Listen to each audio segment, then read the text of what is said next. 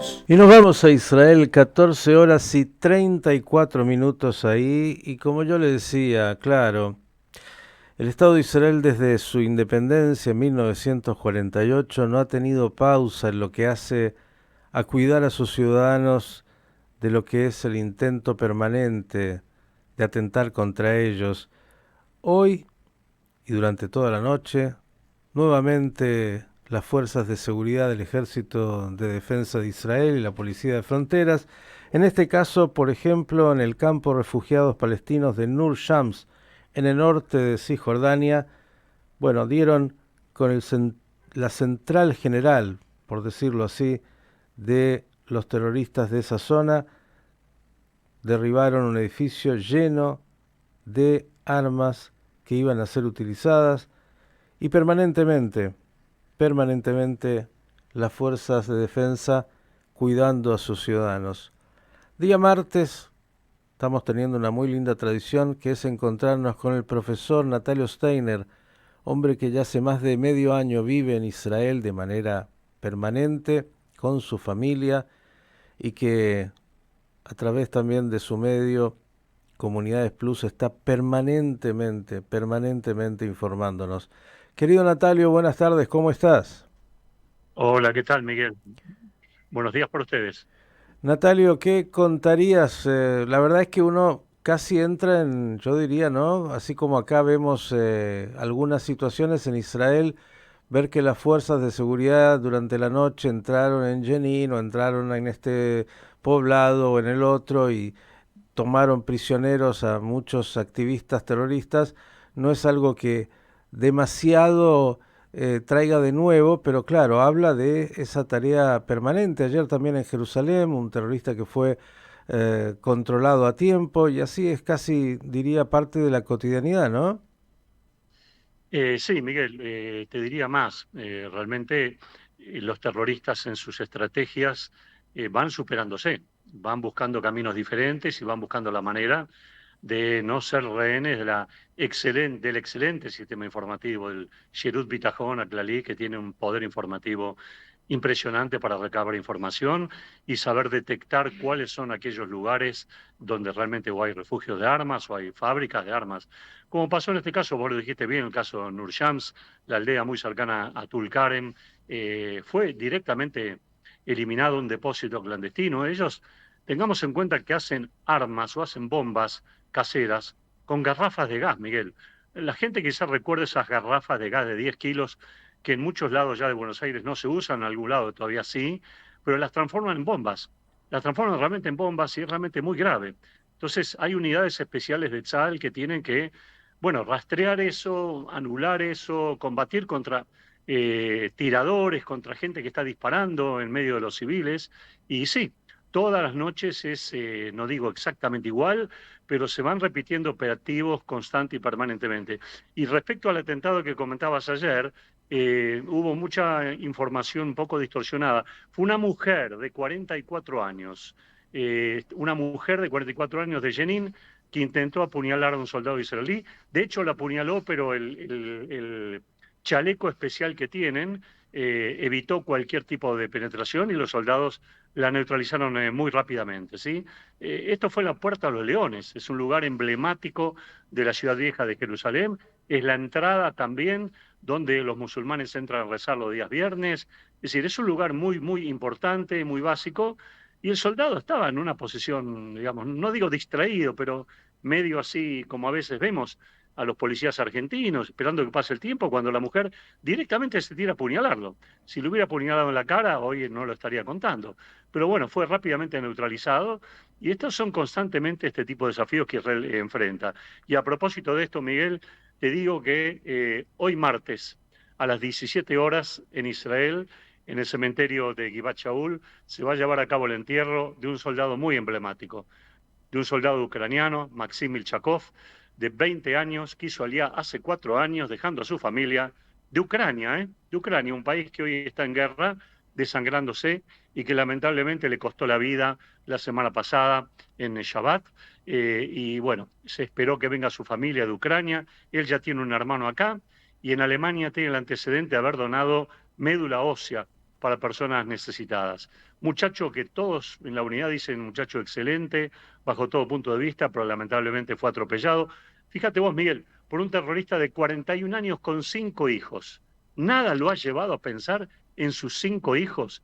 Ya no digo en su vida, ya no digo en la vida de los israelíes, que puede considerar los enemigos, pero sus hijos no tienen ningún valor para esta gente. Y digo esta gente porque esto se puede repetir en otros momentos, en otro instante también. Y era un terrorista que trabajaba en territorio israelí, con permiso, con documentación, habilitado, ya hace muchos años. Bueno, evidentemente esto surgió, Miguel.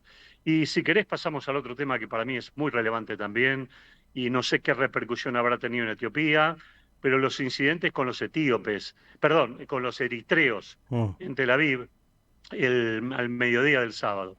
Yo creo que lo primero que la gente tiene que saber, que no sabe, que esto no fue una manifestación contra el gobierno israelí. Esto fue una lucha entre dos factores y dos sectores que están, de un lado, vinculados con el gobierno eritreo y del otro lado, opositores al gobierno eritreo, que se encontraron, y no de casualidad, en un recital en Tel Aviv organizado por el Día de la Independencia de Eritrea, que se separó de Etiopía hace ya 30 años atrás, y hay un dictador gobernando el país, vaya novedad, en algunos lugares de África, y bueno, hubo incidentes tremendos, entre ellos la policía intervino, hubo 170 heridos en este hecho, hay un policía todavía que permanece en grave estado. Y la pregunta que surge inmediatamente y que surgió entre los israelíes, ¿qué se hace con esta gente? Porque muchos de ellos están sin permiso legal en el país. Muchos entraron de contrabando por la frontera egipcia hace años atrás. Otros tienen documentación legal y son buenos trabajadores en Tel Aviv, en distintos lugares. El gobierno está hablando ya de deportar antes de fin de año a 5.000 eritreos indocumentados y que hayan entrado en forma ilegal. Naturalmente, las leyes internacionales no permiten deportarlo a su país de origen porque serían perseguidos políticos y por lo tanto Israel está buscando un destino. Se habla mucho del Canadá, que está buscando inmigrantes para distintas tareas. Los eritreos, si bien vienen de un país muy pobre, tienen una formación bastante importante en idioma inglés y con lo cual el Canadá podría ser un país bastante interesante. Pero realmente lo que se ha vivido ese sábado a la mañana en Tel Aviv ha sido literalmente, lo dice la gente en Tel Aviv, un pogrom. Fue un pogrom, porque lo que empezó una manifestación entre ellos continuó con la policía que intentó separarlos y después, o en el mismo instante, los eritreos rompiendo con palos de hierro negocios, rompiendo patrulleros, rompiendo lo que se te ocurra.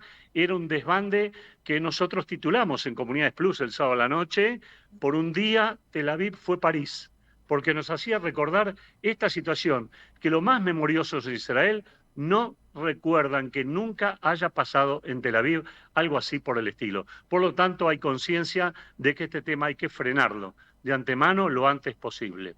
Miguel, si te parece, te hago un reconto también. Comienzo de clases en Israel. Finalmente comenzaron el viernes pasado. Empezaron una cantidad de alumnos muy importante, más de 2,5 millones de alumnos en todos los niveles. ¿Sí? No hubo un baradei que trabara en este caso la negociación. Se negoció hasta el último momento, pero con absoluta igualdad. Se aumentó el sueldo de los docentes de secundario, por lo menos, en 2.000 shekalim y realmente de alguna forma se aquietaron los ánimos, aunque todavía los sueldos están bajos y se ve que este es un problema general de la docencia en muchos lugares del mundo, Argentina, Israel, otros destinos, pero las clases comenzaron a satisfacción, aunque resta todavía mejorar muchas cosas más. Hay pocas escuelas en Israel. Esto tiene que ver con un crecimiento demográfico juvenil de Israel y por lo tanto hay que ampliar jardines de infantes, escuelas primarias, escuelas secundarias para realmente darle mayor amplitud a la gente que necesita estas escuelas. También te cuento, si te parece, un dato que no es menor y que nos habla muy bien de la cirugía en Israel. Por primera vez se ha hecho en Israel una cirugía fuera de lo común. Un hombre en el hospital de Naharía fue a hacerse una revisación natural con una, como una no, sí, resonancia magnética de cerebro, una resonancia de control. La resonancia dio bien, pero el aparato estaba conectado a la inteligencia artificial. Y el sistema de inteligencia artificial, que yo no conozco bien, no domino, conozco muy poco, detectó una pequeña pérdida de sangre en alguna vena del cerebro. Inmediatamente tuvo que ser operado porque evidentemente esa pérdida de sangre es un aneurisma y puede causar un ACV o la muerte de la persona. Es decir, que la inteligencia artificial detectó lo que el ojo humano no pudo verlo a través del sistema. Este es un sistema que lo tiene el hospital de Naharía únicamente, se va a implementar en otros hospitales israelíes y se va a comercializar también en Europa. O sea que vemos que Israel en la medicina de altísimo nivel otra vez está básicamente en la vanguardia. Y si querés, como para terminar, o por lo menos de mi parte, se viene Rosh Hashanah. Dijimos que íbamos a hablar un poquitito de cómo se prepara Israel para Rosh Hashanah. Bueno, primero por lo más emblemático, Miguel, la limpieza del cótel. El muro occidental, el Kotel Amaraví, como se lo conoce, es limpiado de los famosos papelitos 2 veces al año, antes de Pesaj y antes de Yamim Noraim. Pero no es limpiado solamente sacándole los papelitos, sino que se utilizan grúas para subir ingenieros o arquitectos que revisen la conformación de la piedra, que la piedra no esté alterada, no esté rajada, que no haya desprendimientos, sea por la lluvia, sea por el viento, sea por la materia fecal de las aves, o por el motivo que fuere, se revisa el muro íntegramente para que no haya ningún accidente, ninguna situación que lamentar, como la que pasó en Engedi hace 2 semanas atrás, que conocimos que murió un chiquito de 8 años. También ya se conocen algunas medidas de seguridad y restricciones para los territorios. Va a estar prohibida la entrada de trabajadores palestinos a Israel en los días de Rosh Hashanah y Yom Kippur, va a estar cerrado herméticamente. Desde el punto de vista de cosas más simpáticas, empiezan a haber ofertas. Aquí en Israel, en las fiestas, los precios bajan. Si bien estamos acostumbrados que en la Argentina los precios suben, en Israel los precios en las fiestas bajan. La verdad que este año la baja ha sido más atenuada. No ha sido como otros años, 30%, 35% de ofertas, y esto tiene que ver con una pequeña espiral inflacionaria que el país está tratando de contener y que por lo tanto ha hecho que los comerciantes sean más cautos a nivel de los gastos y a nivel de las ofertas. Por supuesto que naturalmente el rubro de las comidas se lo lleva por delante a todos los demás, las variedades de pescado, de tortas, de lo que quiera, aquí se puede encontrar de todos los gustos y de todos los manjares habidos y por haber, y de las distintas ashgahot, supervisiones rabínicas también, para quien quiera y en los precios que realmente quiera. Y también, por supuesto, no podemos dejar de mencionarlo, las sinagogas se preparan. Aquí también en Rosh Hashanah, como en la Argentina y otros lugares, en muchos casos se comercializan los asientos para obtener alguna recaudación que permita sostenerse el resto del año. Esto está sucediendo no en todas las sinagogas, hay algunas sinagogas que no lo hacen así y que se mantienen por fondos propios, pero realmente ya las sinagogas se están preparando. Hay una costumbre muy bonita, especialmente del sector jaredí, que es el hecho de cambiar de traje una vez que llega Rosh Hashanah y también regalar algo muy bonito para la esposa. Bueno, esto moviliza un poco el comercio, moviliza la dinámica. En las sinagogas también se arreglan los libros, se cambian los libros, se cambia el parojet de la sinagoga, también se cambia de la mesada, donde se apoya la Torá en la Bimá. Es decir, que Israel está viviendo estos momentos previos, aunque todavía no empezaron las selijot de los ashkenazíes, que empezarán este sábado por la noche, pero el clima de Rosh Hashanah, con los saludos tradicionales, está envolviendo a la gente. Y algo que no me vas a poder creer, Miguel, de Rosh Hashanah. ¿Sabés lo que se puede ver acá en Israel, país del primer mundo vinculado a Rosh Hashanah? Las antiguas tarjetas de papel, Miguel. Las antiguas tarjetas de papel que ya en Argentina no encontramos, creo, más en los negocios, en las librerías judías. Ahora es todo tecnológico, todo digitalizado. Aún acá se utilizan en muchos casos estas tarjetas de papel que se envían por correo. Esto es una curiosidad, pero es interesante. Y tengo un último dato de sorpresa para darte. Miguel, de casualidad, decime con sinceridad, ¿te sobra más o menos 1.200.000 dólares? Más o menos. Esta semana no, pero la próxima sí. Es una buena respuesta. Entonces podrás llegar a hacer la inversión la semana que viene. Un departamento de entre 80 y 100 metros cuadrados en Tel Aviv, la ciudad más cara no solo de Israel, sino hasta de Europa, supera a París está entre 80 y 100 metros, como te dije, 1.200.000 dólares y un poco más. Y esto significa casi prácticamente un poquito menos de 4 millones de shekalim.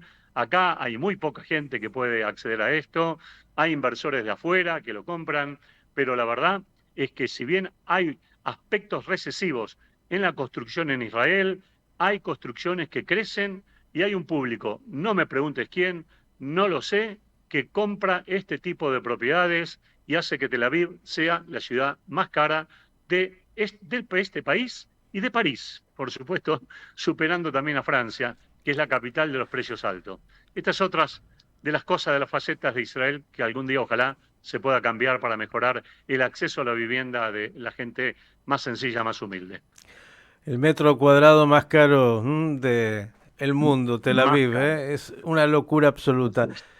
Total. Natalio, aprovechar que hablaste del aspecto económico, dos cosas que quiero. Una, leí por ahí que había una recomposición justamente, un incremento hasta del 6% en los salarios medios en Israel, lo cual es muy bueno obviamente también frente a esta pequeña variación inflacionaria que podría llegar a un 3 anual. Hay que decirle a la Sí, gente dónde estamos. Pero leí que hay una recomposición salarial. ¿Se escucha de eso? sí, se escucha de la recomposición salarial, pero cuidado, porque está su contracara. ¿Cuál es la contracara? Si bien han aumentado los sueldos el 6% más que el año pasado, la contracara es que en lo que va de este año, la demanda laboral en algunos rubros ha bajado.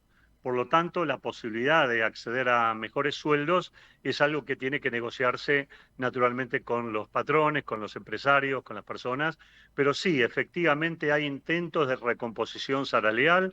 Como ya te comenté antes, los docentes lo han percibido o lo van a percibir cuando lo cobren. La policía hace rato, y la policía acá algún día deberemos hablar, Miguel, porque tiene una cantidad de trabajo que es desbordante en todos los sentidos. Algún Ujú. día lo podemos informar esto y hacer un informe especial de esto, porque es terrible el trabajo que tiene la policía. Ha recibido también aumentos de 1.000 shekalim, es poco, necesitan más, piden más, hace falta más policía por la variedad de frentes que Israel tiene, sin hablar naturalmente del problema palestino o las fronteras con Siria o con el Líbano o Egipto o Jordania o la Franja de Gaza. Eso ya es un control de Tzal, del ejército y de sectores de gendarmería.